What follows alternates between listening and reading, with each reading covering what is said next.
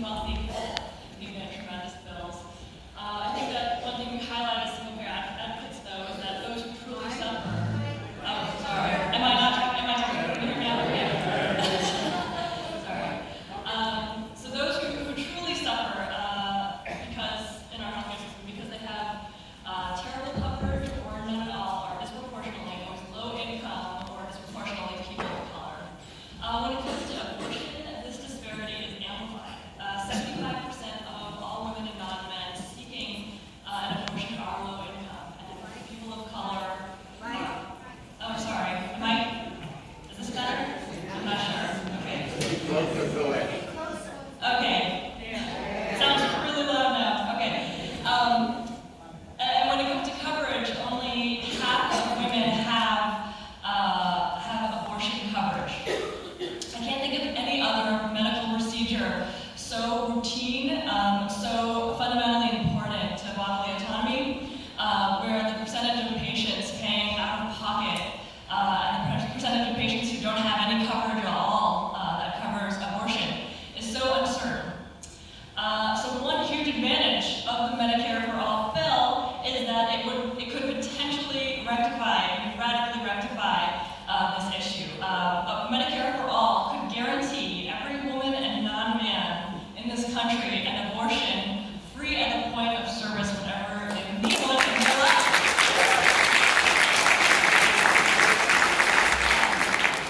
So that's great. However, many of us in the single-payer movement have a tendency to shy away from abortion. There's a temptation to kick the can down the road, say we'll get to that fight, when we get there, and try not to mention it in fear of the opposition it can generate and people who would otherwise be sympathetic to single payer. It's seen as sort of a wedge issue. From where I stand, I think we need to do the exact opposite. We need to fight the stigma of taxpayer-funded abortion just as fiercely as we fight the stigma of government insurance. We need to do this for two reasons. The first reason is a practical, strategic reason. The truth is that we aren't getting an unapologetic national payer healthcare plan without unapologetic reproductive justice. Right now, half of people have abortion coverage, actually, through their private insurance or through like a state Medicaid plan. This isn't great, obviously. Everyone should have abortion coverage. And most of the people who are left out, as I mentioned before, are left out because of the Hyde Amendment, which prohibits federal funds from being used for abortion. But if we pass a single payer, and then at the end game, all of a sudden abortion gets knocked out, well, that means that all of a sudden 50% of people who had abortion coverage through their private insurance plan no longer have that coverage. And in fact, nobody will have abortion coverage at all. Abortion rights activists, they have concerns about Medicare for All, and some of them are a little bit bad faith, but this is not one of them. This is a really big issue, and so I think that if you think that we're going to fight that battle if we get there, and that we're just going to cite reproductive justice or whatever right now, I don't think that's going to happen. Secondly, people who need and seek an abortion right now suffer. They suffer financially, but they also suffer the isolation of having an abortion, especially in the United States. I myself have had 2 abortions. I had one in the United States, and I had one in Copenhagen, Denmark. And if I had to boil down my experience, I don't really have time to talk about it right now, but if I had to boil down my experience into one sentence, in Copenhagen, I had my abortion at a regular doctor's office. It was a routine visit. It was covered 100% by the National Health Insurance Plan as the part of the regular catalog of services. I didn't pay a dime. In the U.S., I went to a special unmarked clinic where they had mad security and a metal detector, and I had to pay for this expensive procedure out of pocket and had to do all of that in the face of protesters who were at every point trying to get me to turn back. So my first experience was, affirming my right to have an abortion, and the other was telling me I had something to hide, that I was doing something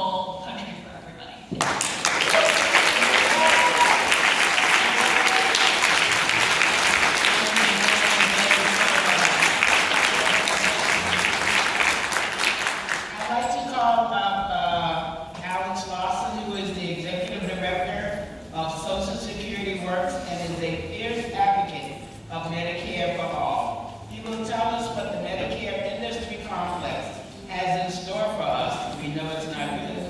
And why it's never a good idea to argue against yourself. Alex.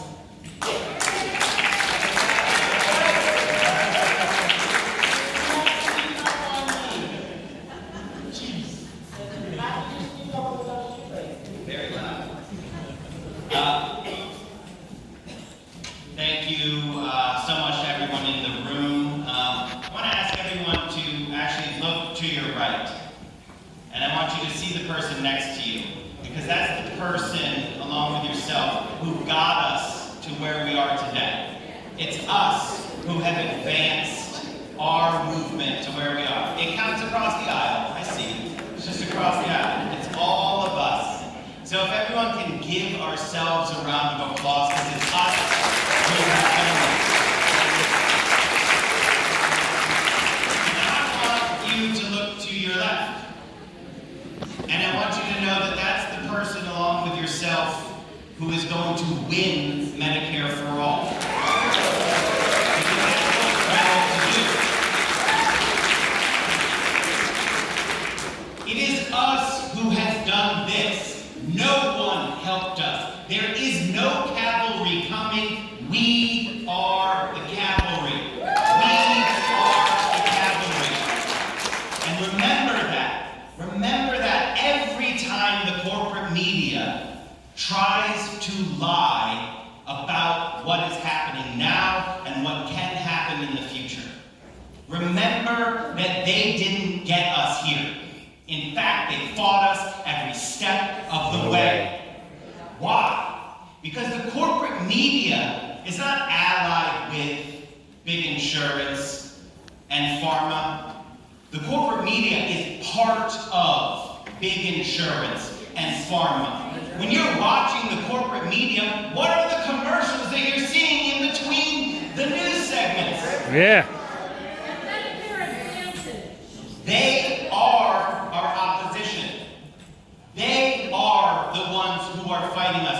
Why do the liberal moderators on the debates ask the question, but how are you going to pay for it? Why do they ask that? Because they're told to by their bosses, which is big pharma and big insurance. Do not listen to them, because they didn't get us to where we are today. We got us to where we are today. Workers, students, nurses, doctors, business leaders, seniors got us to where we are today. And where are we today? We're talking about winning health care for every person in this country, abolishing a system that lets people die for profit, because that's what we have right now. We've heard the stories at this conference, and we know the stories. We know that insulin, a drug that's over 100 years old, is controlled by 3 pharmaceutical companies that operate as a cartel to raise the price every single year so that people die because they can't afford it. You might have thought I misspoke. I didn't. So that some people die because they can't afford it, so that everyone else is terrified enough to bankrupt themselves or their families to stay alive by buying insulin. Those are the sociopaths that we are going to defeat. Those are the people.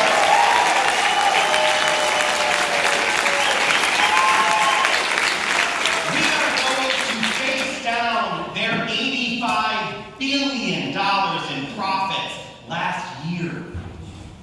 $85 billion in profits last year. We are going to take on big hospital. We are going to abolish the system that when you go in to get healthcare, as we heard, you don't have insurance, here's an aspirin, go home, I hope it gets better. Why? Because it's not profitable. A system that closes hospitals across this country because they're not profitable. We're going to abolish that system. We're going to have hospitals and providers where they are needed. We're going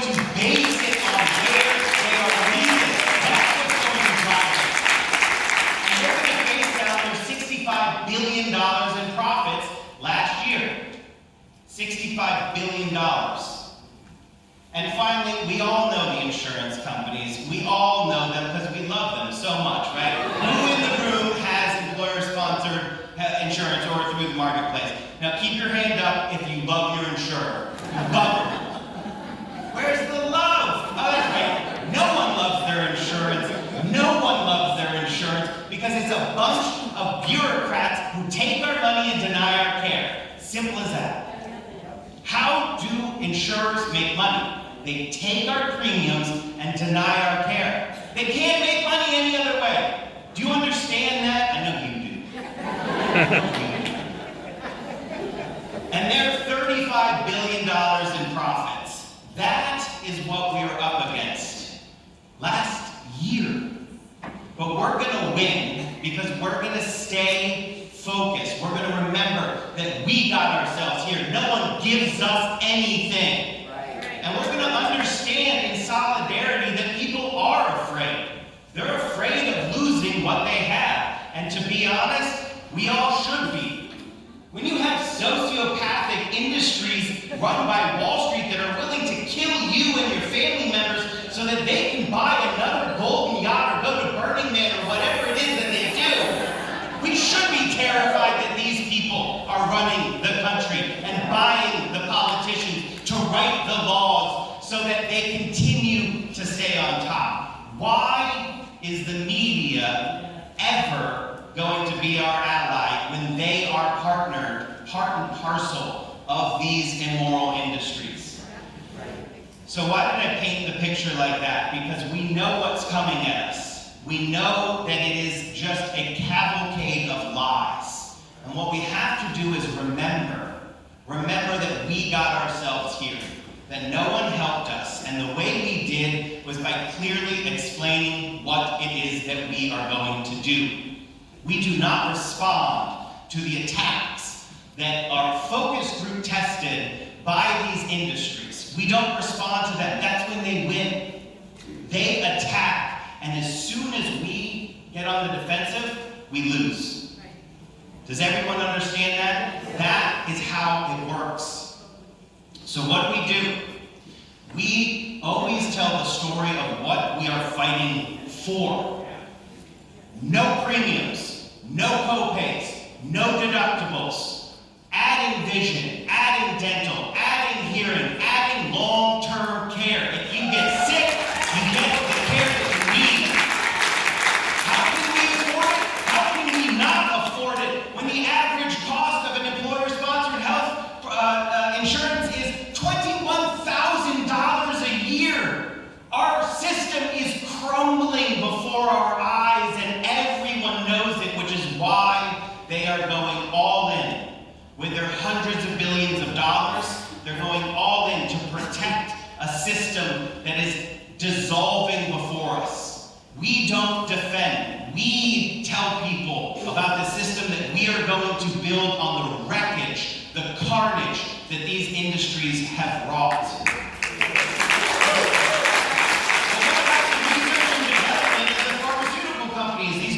Pharmaceutical companies that are providing, they didn't do it, we did it. We did it, it's our tax dollars that develop the drugs that are the next cures. Their system means that we have 16 different types of Viagra, but we have not cured common diseases that have been around since the 60s. I'm sorry, since the 60s, that doesn't make sense. Forever. We used to, actually, in the 60s and before, when we had a public health stance, we used to cure. We used to eradicate diseases. It used to be what we did, right? We used to see smallpox and say, we as a great people are going to come together globally and eradicate this disease. We can stop and end HIV right now. Donna was talking about it. We can end it right now with pressure. Everyone understands that? It's not a cure, it's not a vaccine, but it will function like a vaccine because it prevents 99% of new infections. Therefore, if we make it available globally to those who need it, HIV ends in one generation. Does everyone understand that? 30 million infections right now, we end it in one generation. Why? What's standing in the way? Gilead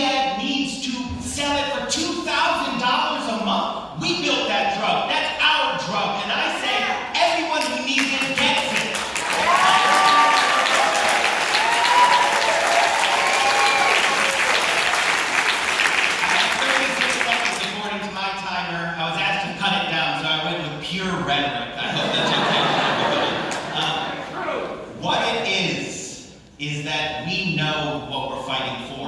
Don't let the lies affect you. Don't let the lies blunt our movement. We know what wins. Solidarity wins. Do not let them divide us. Do not let them point us at each other.